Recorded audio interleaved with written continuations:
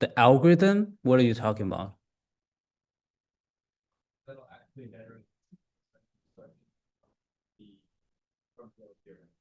From PL0. Is that the pseudocode we are talking about?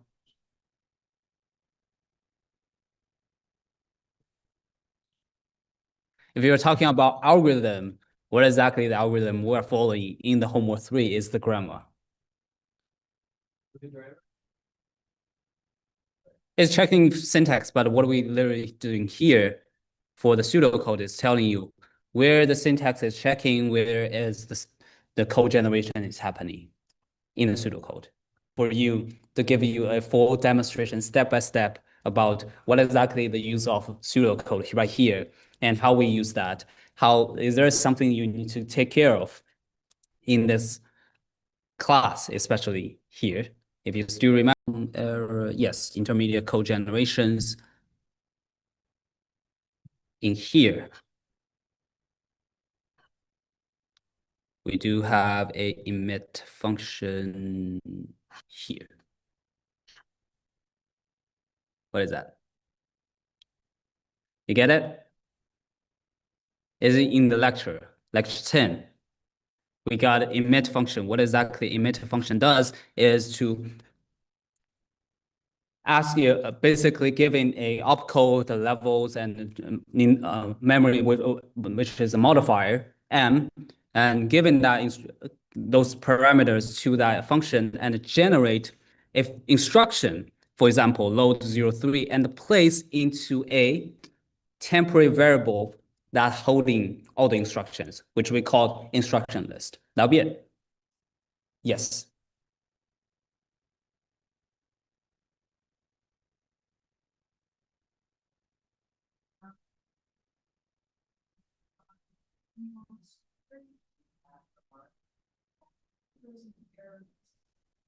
Oh, can you repeat your question again?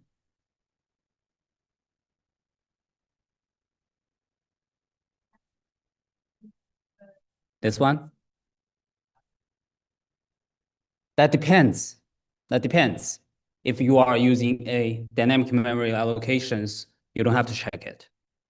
But if you are using a static memory allocations for your all the instruction list, you have to specify how large your code list is. So for example, if you have 500 code list, so if it's above 500, so you are inserting 500 first 500 instruction to the code list, it will raising the errors. But this error isn't not specified in our code in our specifications, the instructions. But the case is, do you need to have additional error code for that? And my answer is yes. The error code list in the instructions is a bare minimum error code you need to implement. But of course, there exist other instruction or errors exist. You have to check on that. So that's bare minimum. Then you need to implement more if needed. Okay. A question? Other questions? Good. Yes.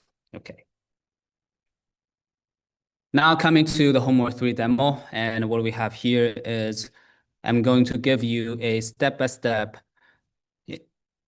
instruction and what we have done in from continuation from last lecture. We have done this one is read y and semicolon, and that'll be it. And once we come into the read y, and what we have here is an assignment statement. Assignment statement, let's go back to right here. Let's begin. Okay, currently we have the begin, and the current symbol is 2. 2 is our 2. 2 is identifier symbol. And we get into the statement. That is the idea. We are getting into the statement. If you still remember what we have done in the past, so that's the continuation.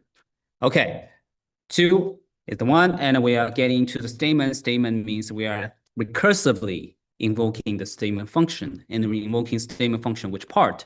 Based on the current token is 2. 2, it means identifier. Okay, so directly go to this section. So that is why we have That is why we have statement identifier indicated right here.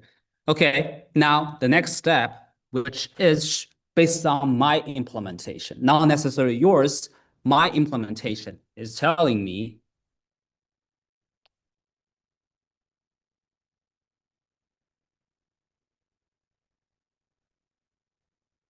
get next token. Get next token in between the identifier and the symbol text check, symbol table check. Okay, that's my implementation. That's not necessarily yours. Okay, and based on that, I have the next symbol is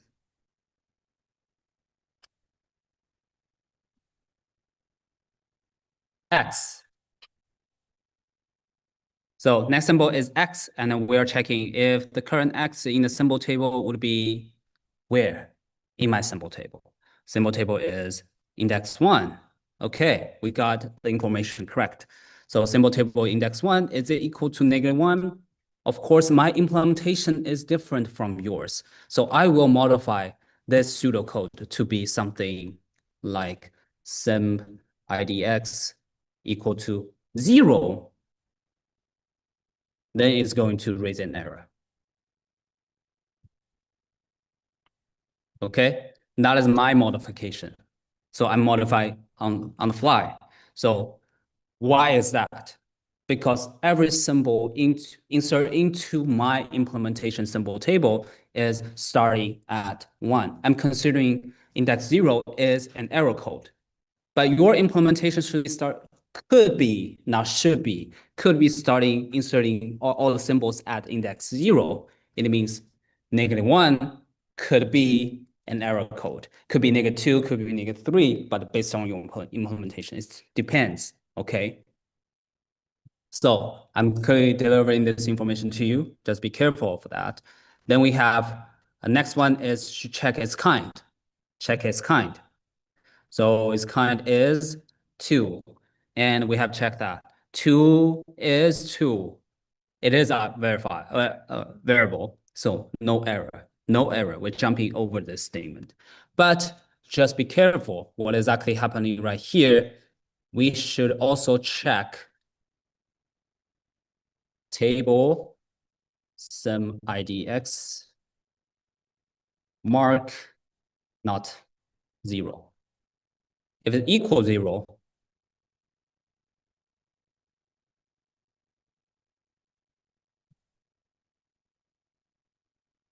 if it equals 0, it means it is usable.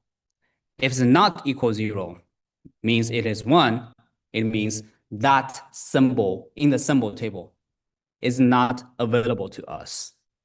Then we have to raise an error. Talk about this. So that is additional checking you have to do. Okay, that is my implementation. All right, so what we have here is now we have checking its mark and everything can be used, and we are getting to the next token. Next token is 19. 19 means is it become symbol? Yes, it is. No error. No error means grab the next token. Grab the next token is Y. Y, and we clearly invoking expression. So we go to expression here. And let me remind you, expression function in this pseudocode is incorrect. You have to modify this pseudocode based on the grammar. But I will not tell you what exactly the pseudocode will be look like. But you just be careful. That's my words to you.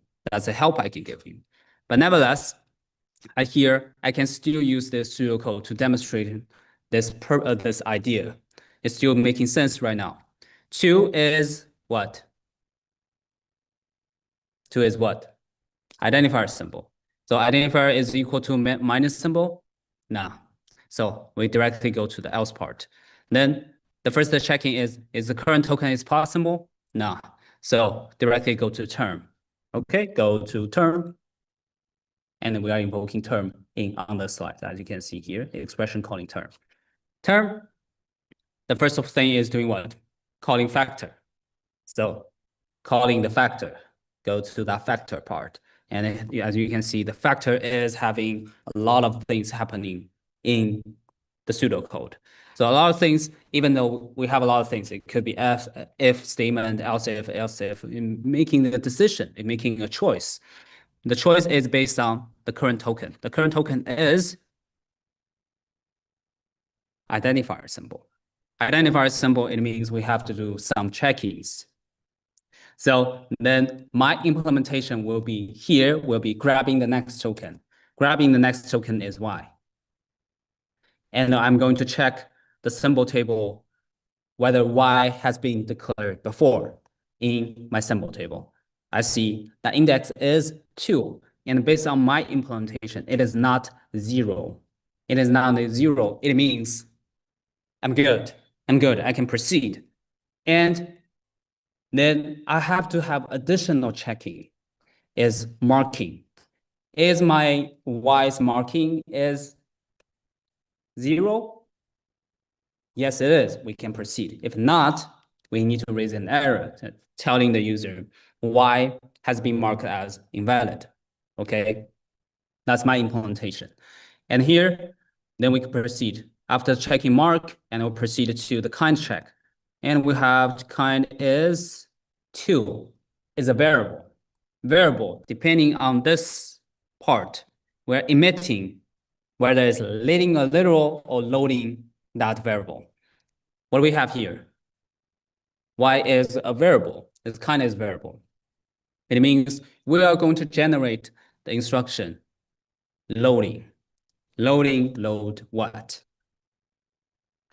0, 4. Where is 0 coming from? From the level. Where is 0 minus 0 is 0. Of course, we will always have 0 in this homework. So you don't need to worry about it. You can directly using the level, of course. That's, even though it's wrong, but you can do it. Okay. Then we have 4. Where 4 is coming from? Directly from the address in the symbol table. Just grab that information. Just grab that information and place right here. So that we have right here.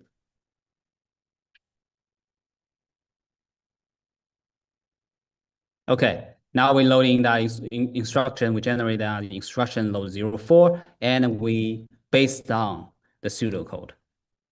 Grab the next token. That is 6.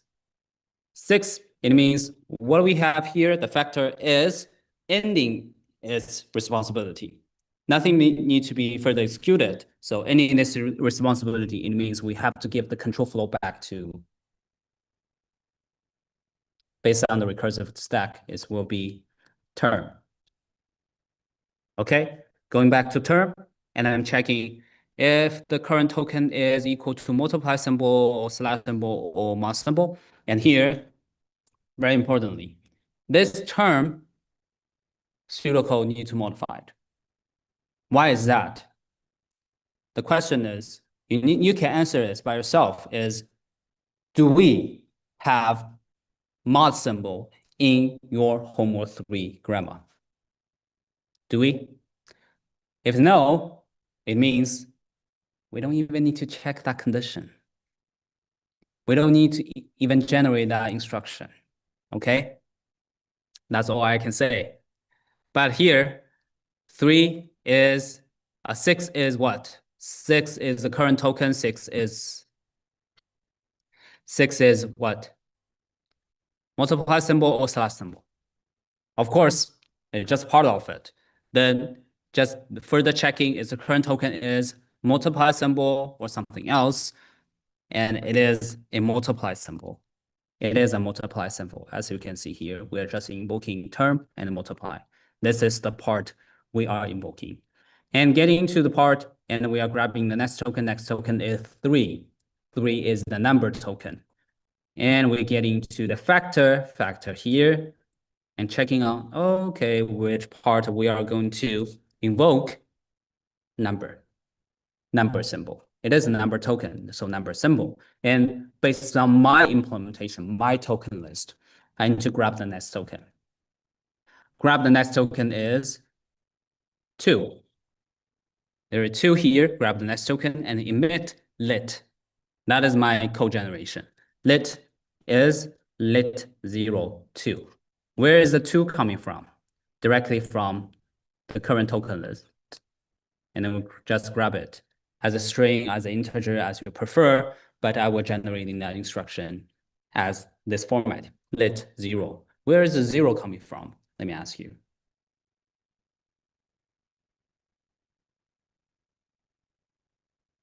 Where is 0 coming from? Level? And yes? Level? It is always 0. It is always 0. I just tricked you. It is always 0. There's nothing special here. It will be always lit0. Okay? It will not change its value for the levels. Because once we lit in literals, nothing really special. We don't have to get into the stack. We don't have to get anything. That level will be consistent at 0, just a placeholder. Now we come into this part. We have litting has done its job, and we grab the next token. Next token is 17. 17 it is. We're ending this factor's job and getting back to term. And have we done with the term? Not necessarily, not necessarily. We have to get into another loop checking whether the token is multiply symbol or slash symbol. If it's not, then you get into the end. Of course, 17 is not part of them. Getting to that, to the end, and giving the control flow back to expression. Expression and where we have landed, where we are invoking the term is right here. And we are going to check one more condition is the current token plus symbol or minus symbol? No. So jumping over and give it the control flow back to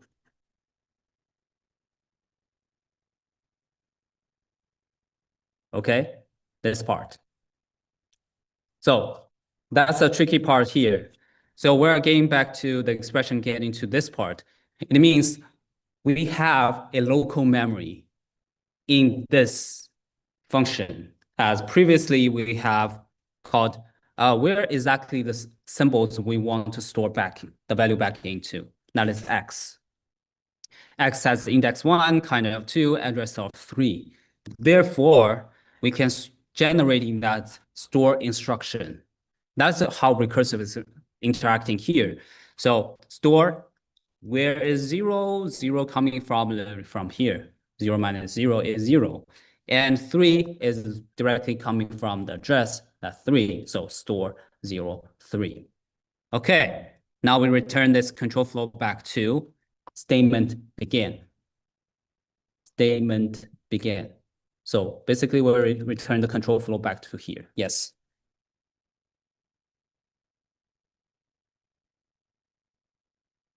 That depends. That depends. Depends on your implementation. So my preference, that's my preference. It's not right or wrong. My preference is to write operator opcode explicitly to be its add, multiply, division, or something else. That's my implementation. If you are implementing in a different way, could be OPR01, OPR02. Absolutely correct. No problem. Okay. Then we have coming the control flow back to the statement, and statement we are checking what is current token? Current token is 17. Is 17 a semicolon? Yes, it is. It is means we need to grab the next token and get into another additional of statement calling. Okay. So as you can see here, grab the next token, that's 21, and get into this statement again. So we recursively calling the statement. What is 21?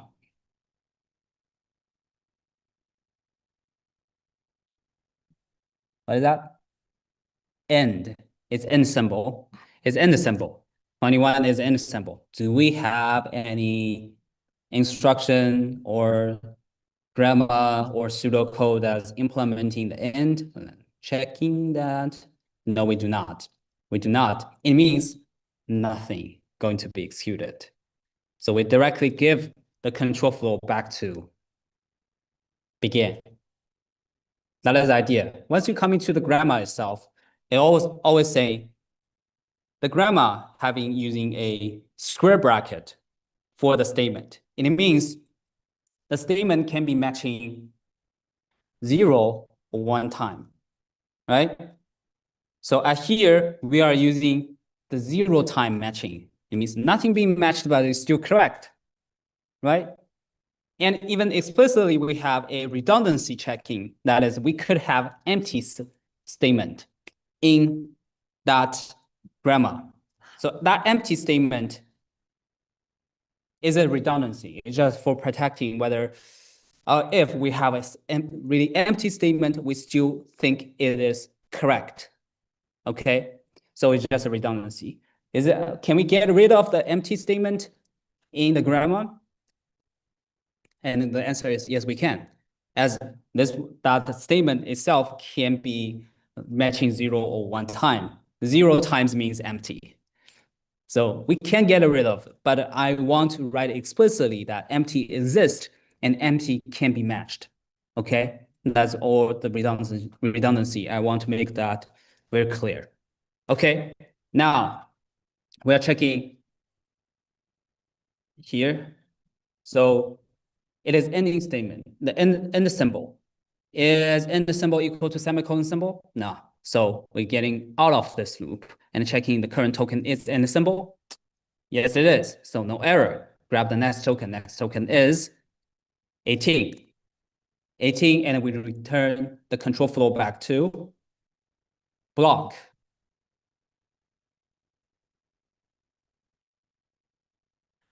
Here's what we return the control flow back to.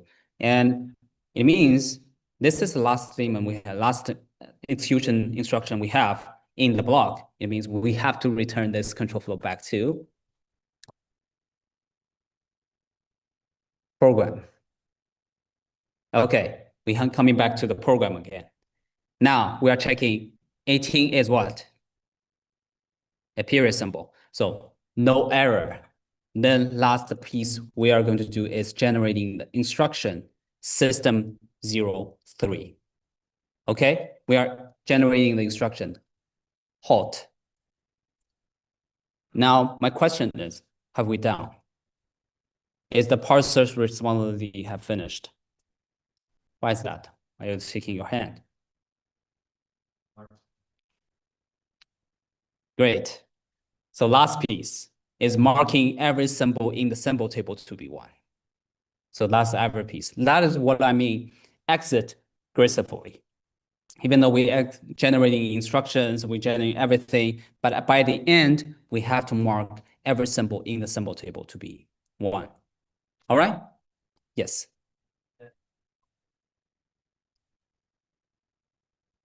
What I have said, halting. After generating halting, should be somewhere here, right here. Okay?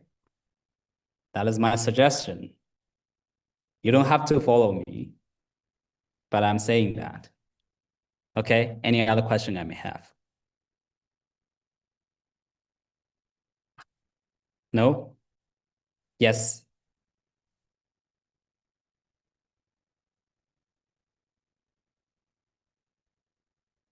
Yes. Yes. Do you have to check mark in this homework 3? You don't have to, because once you initiate it, you can always use it. Everything is in global. You're only marking everything by the end. What I'm asking you to checking on the mark is to save your time for homework 4. As just for preparedness, as you will going to check the marking whether it's usable or not usable at a certain stage. As once some local variable appears in a procedure, it's going to be marked that once the procedure ends, then it becomes the problem. Can we use it? Okay, so that's just for preparedness. Okay, that will be it for your homework 3 demo.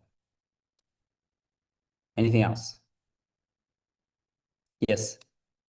On Monday, I did ask if you would upload this slide publicly. I will. Yes.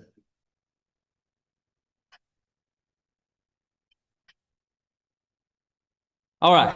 So if you have no further question, we are going to start with our lecture 12. The slides has already been uploaded, I believe. If not, let me know. You didn't find it?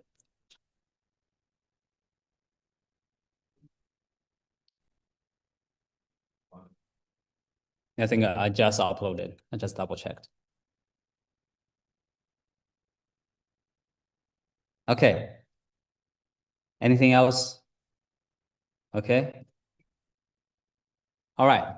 So in this lecture, we are going to talk about assemblers, and specifically to start with the instruction set architecture. That's getting a review with the ISA, which is, we can consider ISA is a contract between the hardware and the software. Then we will see how assembler expresses ISA instructions into with a human readable mnemonic, and what assembly actually does, which is translating those human readable text into a machine code. What is machine code? It's binaries. So we are just translating the text into binaries. And what is the assembler also has some other jobs, which is managing the symbols and addresses and even reporting the errors. And what we are going to introduce also the assembler directives, which is pseudo operators that guide the layout, the data, and the alignment. And this, we're also demonstrating a small examples. We'll tie the syntax back to this effect. So next we are going to talk about the two-pass assembler. So it will first build a symbol table, then it's going to resolve addresses, emit object code, and we are going to look at object code structures, how the loader places it into the memories, and we will close with a quick peek with the Unix a.out format, which is my Mac is generating. Once I compile some code, is generating a.out by default. So here we are just connecting the concept to a real life practice. Yes. Is PL0 is assembly? PM0 is assembly instructions? Yes, it is.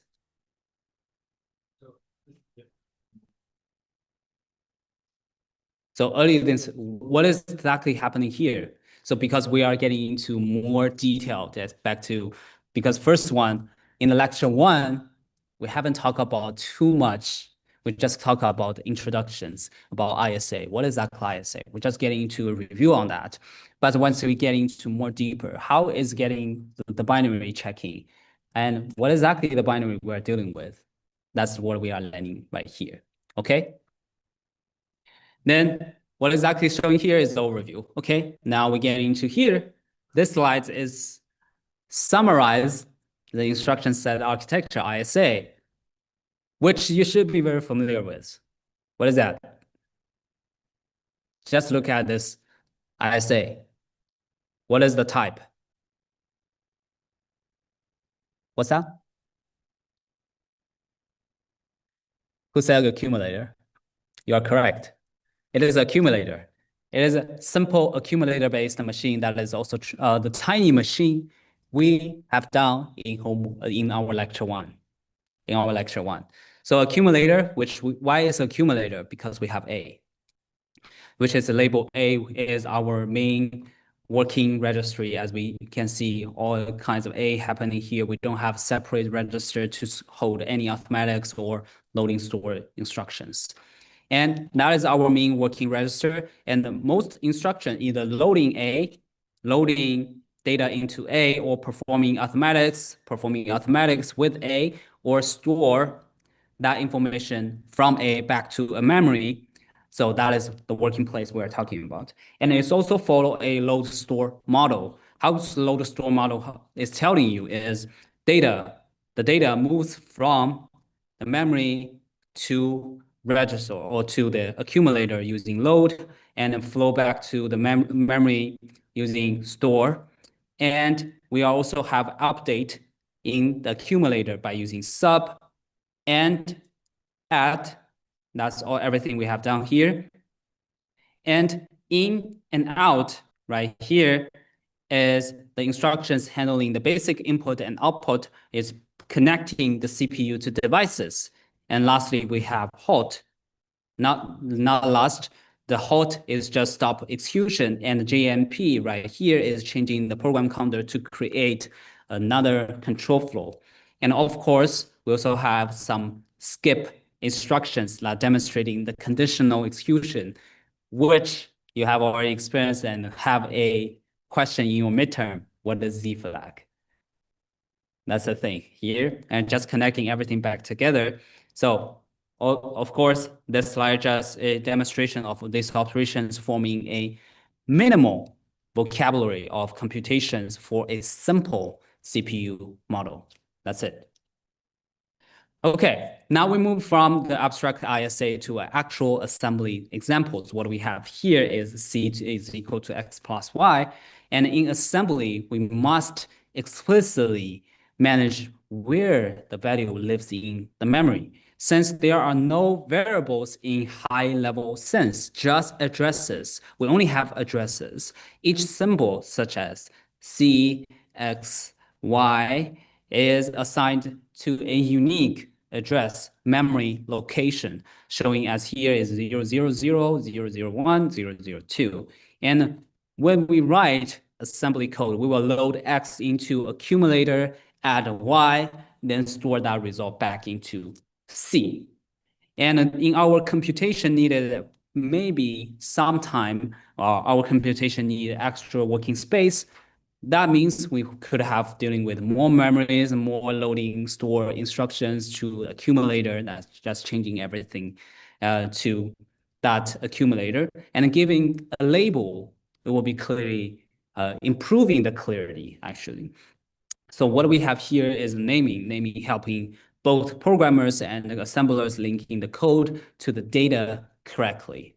Okay, now what exactly happening in your accumulator machine? So here is a step-by-step explanations to that. What we have here is the memory is representing in the first two columns, and the third column is just notes, just telling you what exactly data, what is exactly the instructions. And just to remind you, previously we have C, but currently we have Z. Okay, just a slightly difference, the slight variations. Okay, then memory is telling you what exactly the data. Data is X is living in 000 and Y 001, 002 for Z. And what exactly the value is for the initialization step. So that is 1245, 1755 for Y. Okay, that's everything for the data. Then coming to the instructions, instruction will be 003, and that's the first instruction, and the last instruction will be 006.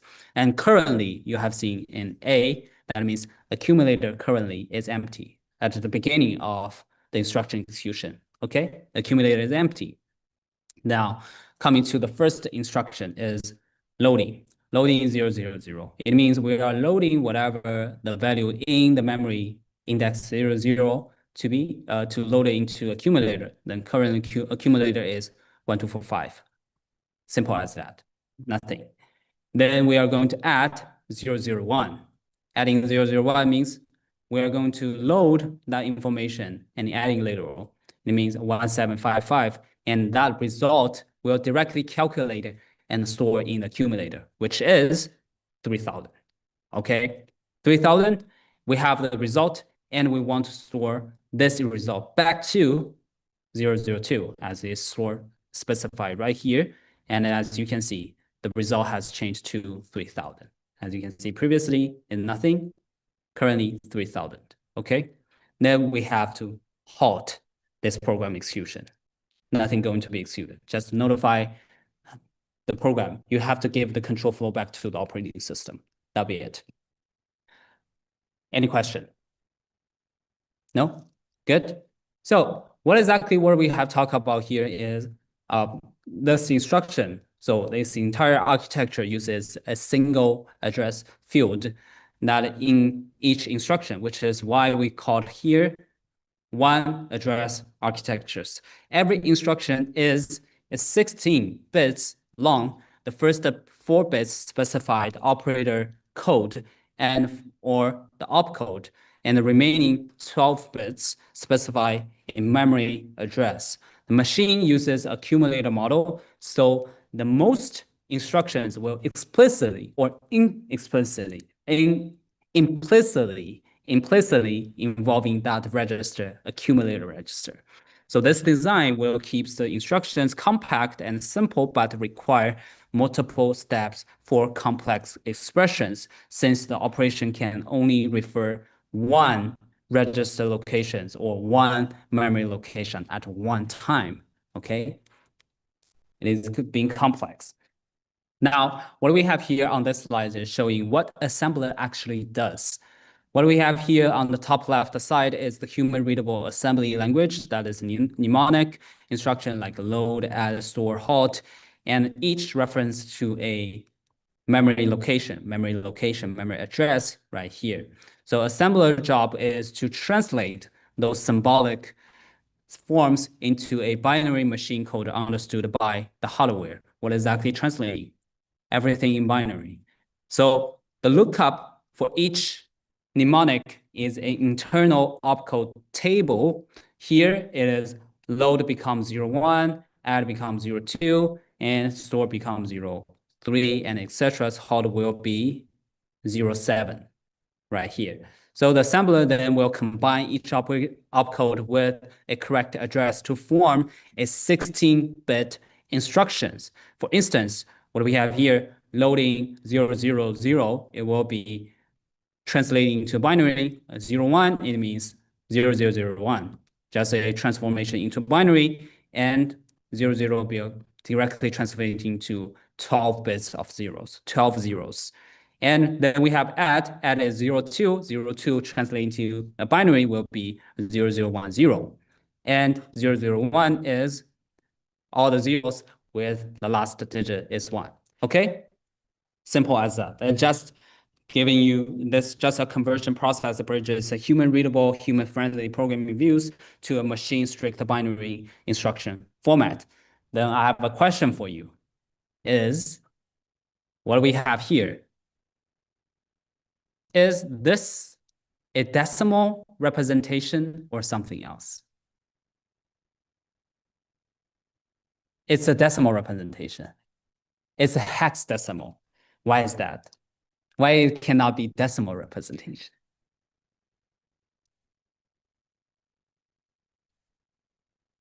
It's actually coming back to what is the largest number if we're presenting this one as a decimal?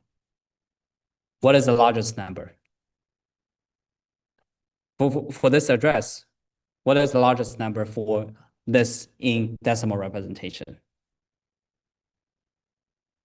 999. What exactly 999 translating to the binary?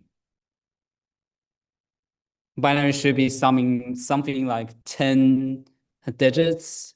Binary could be leading with ones, but we have to forcefully to be a leading of 20, it be 001 something. That is for 999. But the question is, what we have here is we have 12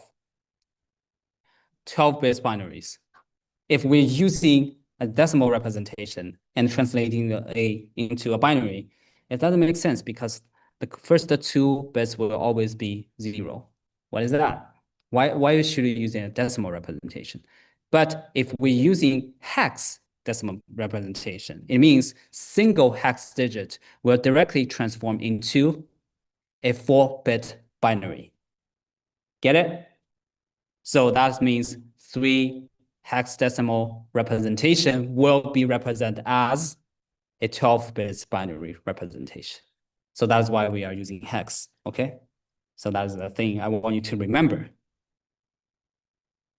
All right, so next slide is we're talking about assemblers directives, also called pseudo operations or pseudo ops, a special command for assembler itself rather than for CPU. They don't generate machine instructions, but instead help the structure and managing the scope or managing the program. For instance, what we have here, .begin tells the assembler where the data starts. .data reserves the space for in memory for variables, and .end marks the program's conclusion. Those directives make assemblers' assembly process more organized and flexible, especially for larger programs. For example, if you have huge programs, you have a lot of data. What do you know? Where is the data coming from? Where is the instruction? How do you specify them? You have to use some marking. You have to use some flag to notify the operating system. This is the data we're talking about. This is the instruction we're talking about. Where this is my end for my program. So you have a dedicated the formatting it needs to follow. At the very bottom here, we can see the labels are symbolic names for memory address. They will eventually replaced by raw numeric addresses such as 000, 001, making the code easier to read, write, and modify without manual tracking every process. And lastly, for today's sessions, you are seeing an example right here is how assembly directives appear in your real program. We're just getting some review back to our homework 1. Those directives is our .begin marks the start of the code sections where instruction will be followed. We could have add, load, lit, etc. In these regions, but here we are having the halt. So halt means we are going to return the control back to the operating systems. And .data is a directive just reserve the memory space, often used for constant variables if you are dealing with PL0. But once you're dealing with a different language, could be Java, you are making probably we're having different types such as integers, floats, and etc. And lastly, we have the end. The end tells the assemblers where the program stops. Some assemblers even allow the .end to include a label, so the assemblers know which part of the code to treat as a program's entry point. So those directives, what is that those directives helps you is they will organize the program structures, helping the assembler to know what's the data, what's the code, and where execution actually begins. So that's all the very key takeaway from this slide. And that's pretty much it for today. And I really wish to help stop right here. And for those who is attending the Zoom sessions, then it's the end. Have a great day. And